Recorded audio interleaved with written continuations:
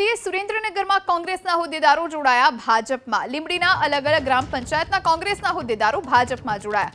સરપંચ, પૂર્વ સરપંચ, સદસ્યો સહિત 150 થી વધુ લોકો ભાજપમાં સામેલ થયા। બાવળા, રાણાગઢ, ફૂલવાડી સહિતની ગ્રામ પંચાયતના હોદ્દેદારો ભાજપમાં સામેલ થયા।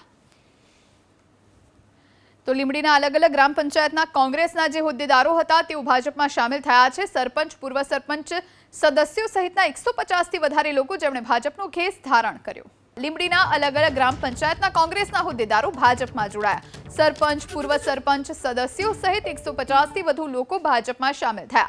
બાવળા, રાણાગઢ, ફૂલવાડી સહિતની ગ્રામ પંચાયતના હોદ્દેદારો ભાજપમાં સામેલ થયા। તો લીંબડીના અલગ અલગ ગ્રામ પંચાયતના કોંગ્રેસના જે હોદ્દેદારો હતા તેઓ ભાજપમાં સામેલ થયા છે। સરપંચ, પૂર્વ સરપંચ, સદસ્યો સહિતના 150 થી વધારે લોકો જેમણે ભાજપનો ખેસ ધારણ કર્યો।